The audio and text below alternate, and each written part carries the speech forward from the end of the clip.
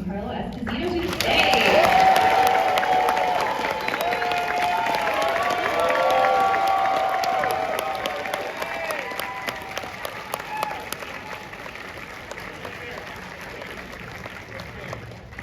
Whoa! Welcome!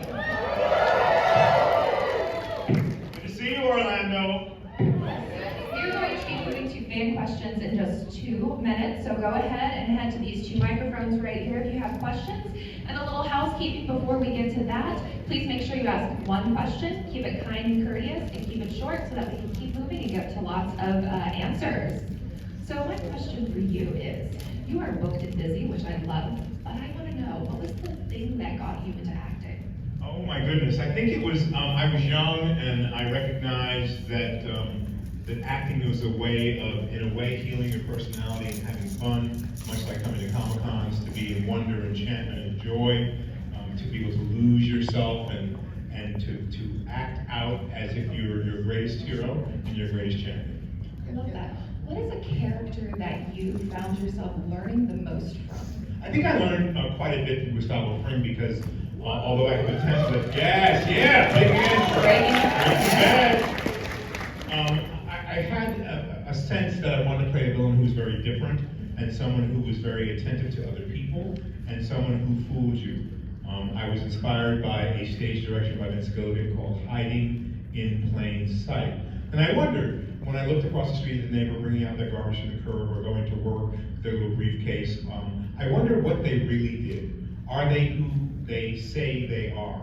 How do we represent ourselves? It made me think about our own vision of who we are as human beings. And I venture to say is that we're not who we think we are. We're much greater, we can be much happier, we can make a choice about our lives. And all that led me to think that if Gustavo was hiding in plain sight, what would that mean? What would that look like? He, in the early episodes of Breaking Bad, he gave to the Fun Run, the Children's Hospital, runs a legitimate chicken restaurant, so you think. And it related to the spiritual part of my life, and I think all of our lives, that sometimes we see and sometimes we need coaxing to see. And that is that we wear different masks. And if we're in a good mood, we have one mask, and if we're not in a good mood, we have another mask. And I venture to say that we can control what mask we wear by making a choice. We have a choice about how we can live our lives. And so Gus really taught me how to relax and leave space for the energy of the universe to come in and play its part. I love that answer. Now let's get to our first question for the evening. Say your name and let's get going.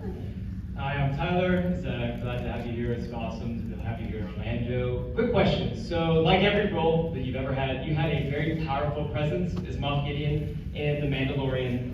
But I was wondering, is there a part of you that believes that presence could have been amplified more throughout the show, or are you satisfied with the direction that the character ended up? And of course, this is assuming Moff Gideon does not rise from the ashes of Mandalore, of course. Well, you know, as an actor, if I went to my ego space, I wanted to be all about me.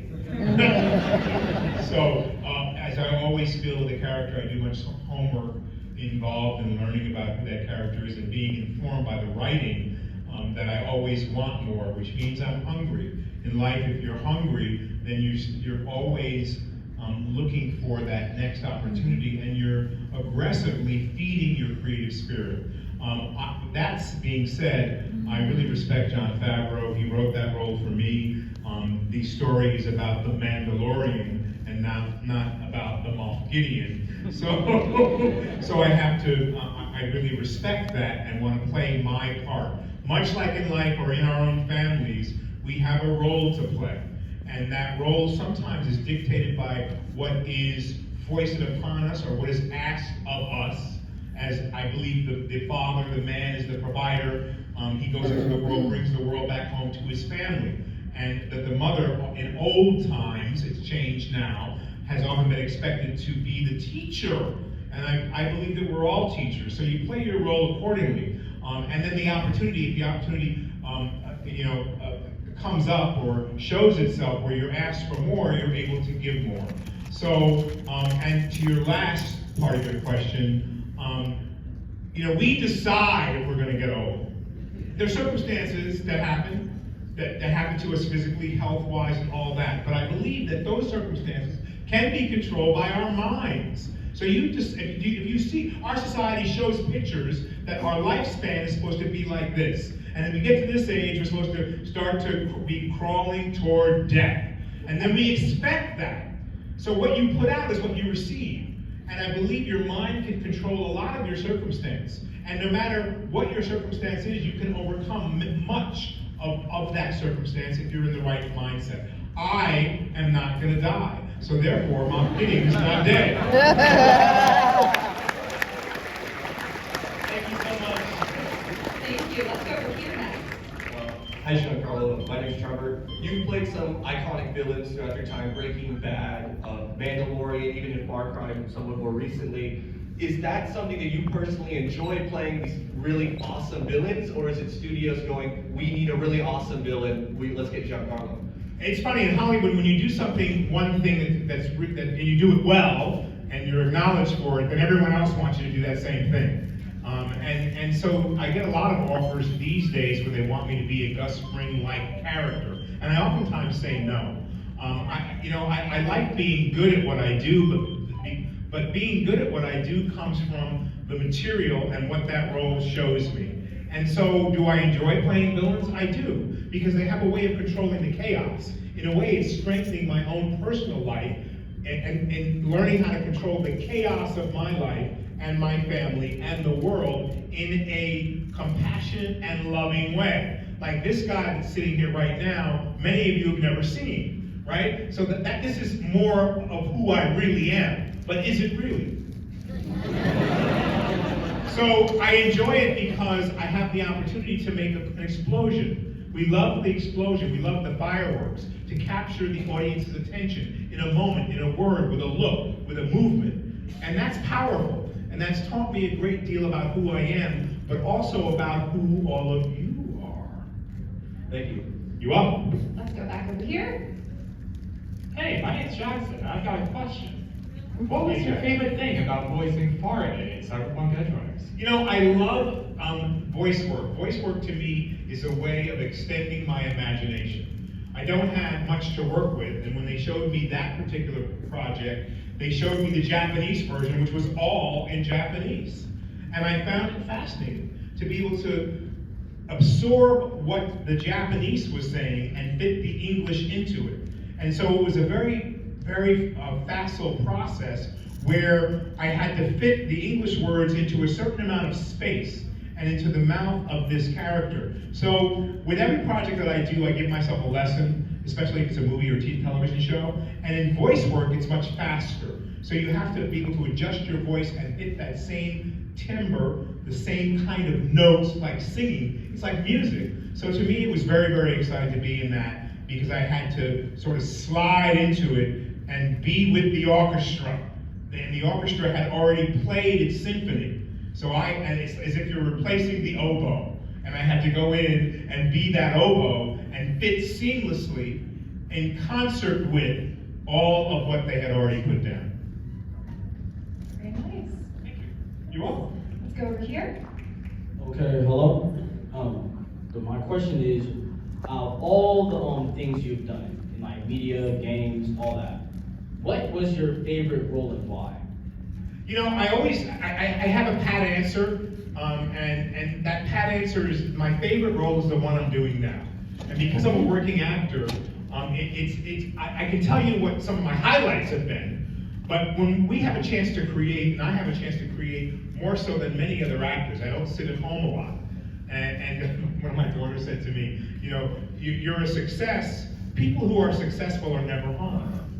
And I went, wow. They go home once in a while to sleep, but they're out in the world spreading, hopefully, their love, their knowledge, sharing themselves. I have some favorites.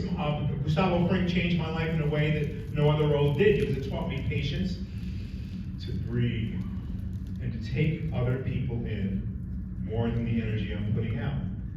And if someone asks you a question and you don't readily answer, and you just look at them, they get a little uneasy and intimidated. Why? We live in a society of immediacy. We're supposed to have the answers. Well, guess what? I've come to a place where If I don't have the answer, I don't go, ha ha ha, blah, blah, blah, blah, blah, blah, blah, blah. I go, I don't know.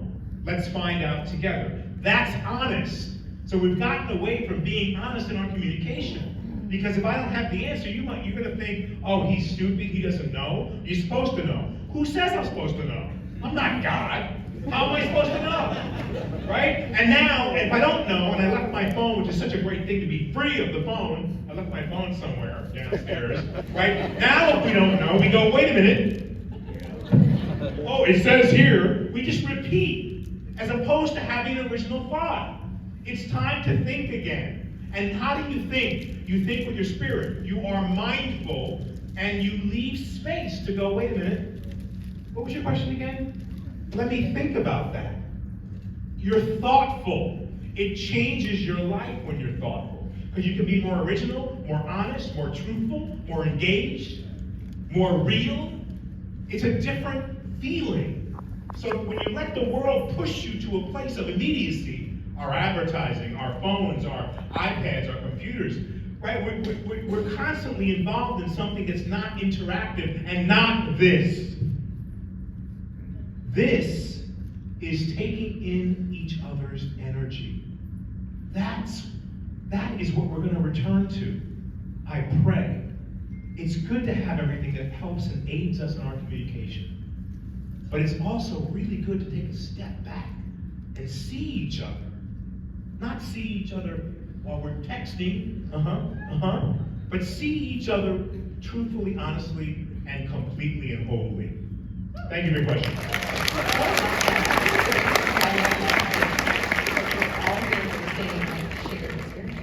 You know, years ago there used to be storytelling, right? Now we want visual, we love visual, it takes us in. That's why once a phone goes on and something's streaming, or an iPad or a computer, we're like that. But when do we take in each other's? I'm an actor, so I've trained a good ear to hear each other's voices, to really listen with our heart and soul, to pay attention and to really be a good listener. That we have to develop again, because that shows our heart and our humanity. It's indeed a hard skill. Let's go to this. Hello, my name is Ben. I'm actually considering working in the acting field where you're working as. My question is, what advice would you give to someone who is trying to work in a field or trying to get into the acting and voice acting? I'd say throw yourself in wholeheartedly. You know, you have to go full. It's not easy to be an actor. It may look that way sometimes, but it's a lot of work. But what I would give, the advice I'd give you is to read everything. That's the first thing. You know, you must read everything. You have to. My mother used to be a voice teacher. She told me that it was all about your lips, tongue, and teeth. It's communication. Right? Look into yourself and ask yourself questions. Am I a good communicator? Do I really communicate clearly? To have a grasp of words and then emotion, right? To be able to show your emotion. Not all of us are willing to show our emotions. I haven't always been willing, right? So I can play act, but then when I'm really in a role, I'm really feeling it because my body doesn't know the difference.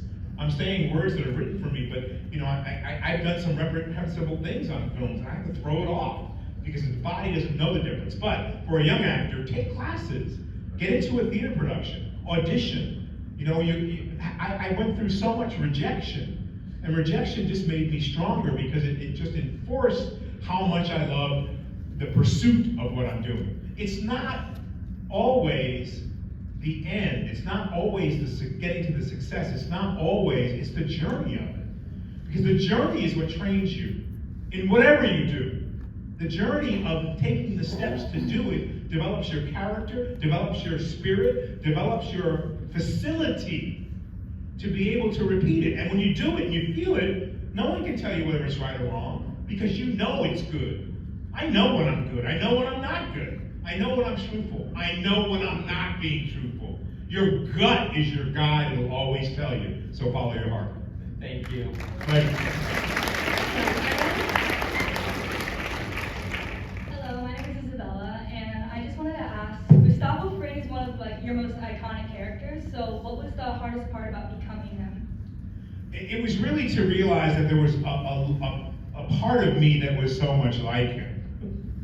And that sometimes is an eye-opener For me, every character in one way or another has some cathartic experience for me, some cathartic message for me. Forget the audience and the writers. And when I started to do that particular character, I said, I want to play him this way before I took the role. I don't want to be a stereotype. I want to play him real so that you can really relate to him.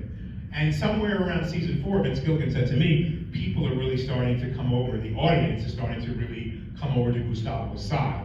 As reprehensible as he may be, as calculating as he may be, there's something about him that the audience likes. Well, that means I made him human. So for me, every role grows me as a human being. Like every day, no matter what you do, what vocation you have, it should grow you somehow, if you're present. Now, we're in a time where, and I'm guilty of it too, we just are on autopilot. Like what we did yesterday, we know it. I know the gig, I know what I'm doing, I just blah, blah, blah, blah, blah, blah, blah, blah. Right? You're just on auto. And if you get off auto, life changes. Because every interaction you're having, whether you realize it or not, or are aware of it or not, can change you. Every interaction means something. It's not just random. It means something. But it's how you see it. And sometimes it may be too much for us. Because it brings up, triggers, either past traumas or things that have happened to us, a memory. But that's what we're supposed to be working through with each other and together. Thanks for your question, Isabella. Thank you so much. Hello, my name is Natalia and I have a question about Stan Edgar in The Voice. I would like to know what will happen to him. Maybe it's the next step for Mr. You Edgar. are not a god. You are simply bad product.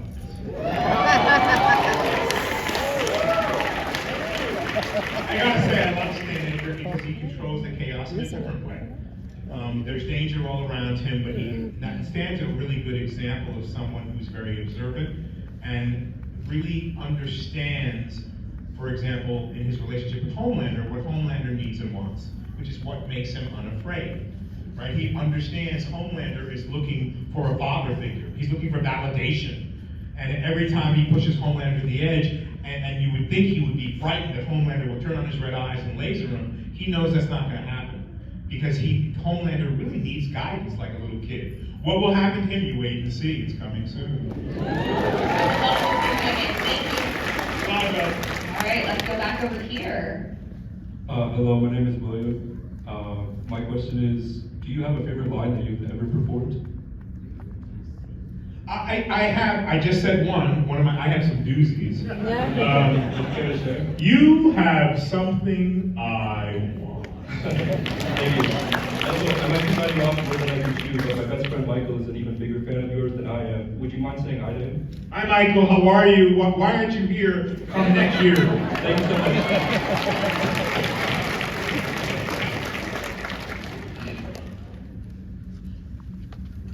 Hi, my name is Brian. I'm going back a way when you were playing Bugging Out and Do the Right Thing. Was that fun or was that exhausting for you? It was fun. It was really fun. Having just spent an evening with Spike Lee at the Knicks game a few days ago, and he turned to me and he said, "It's like we've never skipped a beat. I can see you, 5 years from now, or maybe 1 year or 2 years since we've seen each other, and it's like we're old hands." It was really fun to create that character because there was a magic on the set that Spike, normally everything comes from the top, right? So the person who's running the ship, if they have a good attitude and they're looking to have a really good creative interaction, they create a space. We can hold space for each other. Whether you know it or not, if you're in touch with your power, if you're not in touch with your power, I hope to get you in touch with your power. Power doesn't only mean the power to be forceful and strong and overwhelming. Power is the innate power which you have to uplift each other through your smile, through your love, through your handshake, through your touch, through your support of each other. And so that was fun for me because Spike had a good attitude, and he was an allowance of and generated a quality of we're doing something that's special and different. Now, the power of suggestion is really strong. If you don't feel like we're doing something special and different right now, then you can, if you're listening and you're really in touch, and if I'm being a channel for my highest good. Think your highest possible thought in any given situation. Not what you want, not what your ego's telling you, not what the bird on your shoulder is telling you, but what you're trying to do. And so Spike had the highest possible illuminated thought about we're doing something that is different. And that special feeling permeated the set, and I had a lovely time playing that character. I fully believe that we can get through all of these. We're going to bounce back over here. Remember, keep the questions quick and let's go through it. Hi, my name is Brian. You've been on both Maze Runner and Star Wars. How exciting has it been for you to be on both? It's been really lovely. The Maze Runner was a great role for me because it was a little bit of a misdirect. You thought maybe he was a bad guy, and he turns out to be kind of a good guy. And I had action to play, and I love being able to play with younger people. If you want to be young, stay young, hang out with young people or people young apart. And so to me, it was great because in a way they looked up to me, but it didn't play into my ego.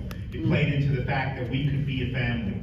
And so it was wonderful to be in that. In Moff Gideon is a little bit different. He controls the chaos in a different way, but I love flying a TIE fighter, and I particularly love doing all my own stunts and handling that darksaber. So it was a great time. Thank you. Bounce over here now. Hi, my name is Kurt, and Better Call Saul Season 6, we found out that Gustavo Fring is not exactly straight.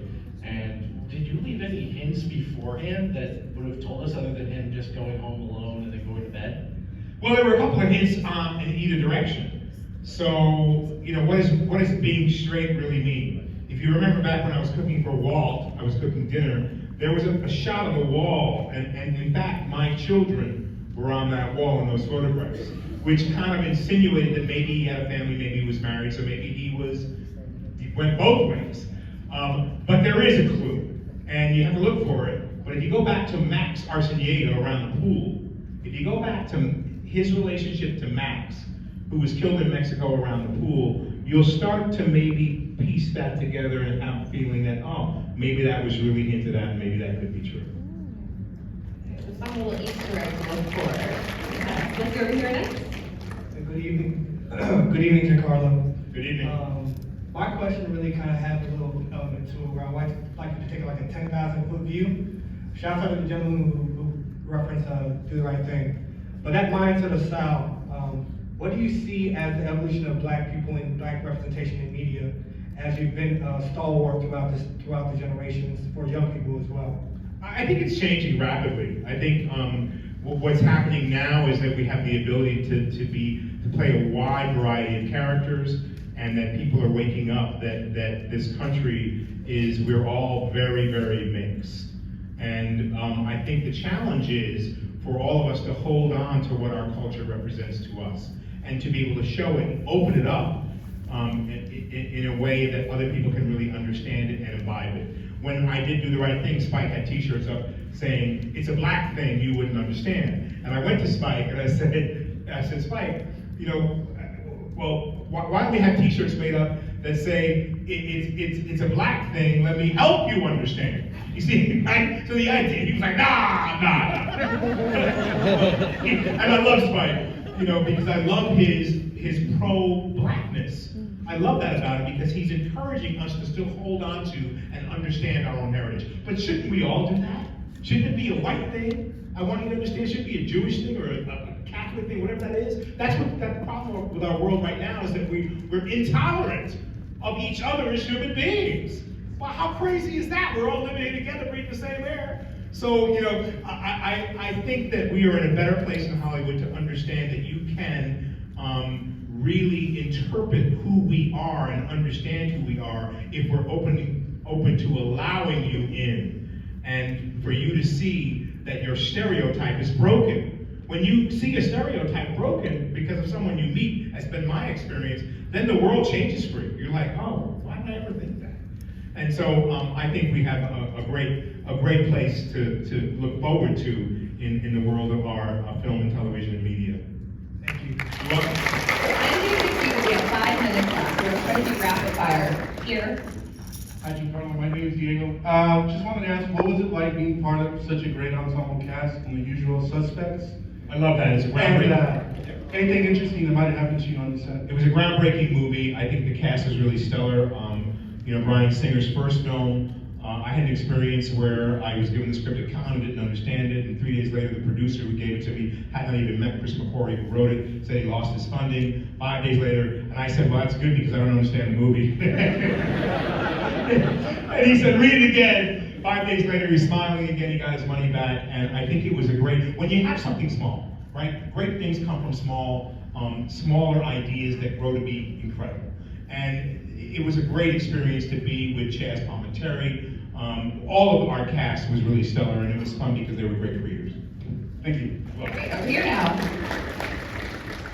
Hello, my name is Christopher, and my question is, a lot of people have been talking about your work as Gus Fring in Breaking Bad, but I wanted to ask how your recent role in Kaleidoscope affected the way that you played the villain. It changed my life in many ways because I wanted to play an everyman. I have a new show coming out March 31st. Oh no, I can't say that. It's coming out sometime soon. It's called Parish, but the point is it's about an everyman. I've wanted to play every man and the every man, the every woman, the every person. And Kaleidoscope was the beginning of that journey for me. I have 2 or 3 projects now that will exemplify and resemble that. Because I feel like we are in the world of heroes, and rightfully so, but when we can start to see ourselves as the every man, every woman succeeding and rising or facing their challenges in a way that Ray did in Kaleidoscope, then we can start to understand and see ourselves in a new way. So Kaleidoscope changed my life because it was a member of a different crew, but a guy who really meant well and wanted to do right. But he didn't quite get there because he had a past and he made some mistakes along the way. You're welcome. I'm going to give you, we have time for one more question, so that is you. Hi, my name is Emily. You played many different characters throughout your life, but is there any certain emotion that you had to struggle with during those characters? Sure, many times. For me, formulating an acting career is practice. And to get to the memory of something that gives you the emotion of sadness or pain that you have to show on screen is either you conjure up a memory that is painful for you, but again, you're living that. And then to get out of that emotion, you've got to pull back. Anger, violence that had to do, what are you thinking about in your head? Trying not to hurt an actor when you're choking him out, trying not to hurt, like how is that possible? Trying not to smother an actor, like as Gustavo did, back in Breaking Bad, by putting a plastic bag over his head and suffocating him. Because I care about people. So you have to do things very carefully, but equally so you have to measure your spirit and do that carefully as well. Because otherwise it takes its toll on you. You wonder why some actors lose their head in the world and they either get involved in drugs or alcohol or otherwise, because there's a pain there. Like if you are doing something that hurts you and you're not acknowledging that it's hurting you, then you're not wow, you're interested? That's love, right? Allowing space, holding space and listening to someone's story and maybe not even commenting on it, but just to be there, to be a good listener, a good support system. If you have something to say it. Don't feel compelled. Opening your arms and allowing someone to come into your arms and hugging them and giving them your love, that may be all they needed in that moment. We can heal each other, you get it? It's possible. It really is. I was on the road for over 7 months living with my 10-year-old daughter who came to live with me. I came home, I walked in the door, she looked at me. You think she would have run into my arms? Know what she said? She stopped, she said, Papa, are you okay? And I looked at her and I said, oh, I just need to be hugged. I need to be touched. She held out her arms, held me in her arms for a good 4 minutes. That's a long time. Heart to heart. And all of a sudden it all melted away. I needed that. I had been on the road. I'd been working. No one had touched me. No one had looked at me with love. They just expected the lines to come out and tell me to go hit my mark and blah, blah, blah, blah, blah. And you're great, you're great, you're great. I'm not great. I don't feel great. This would make me feel great. So just remember what I'm saying. Take it, pass it on. I love you, Orlando! Thank you, everybody. We are going to be over for the next panel. If you are VIP, you can stay on the stage. If not, we exit right over here. Right to your left. And let's give a warm thank you to Giancarlo Esposito.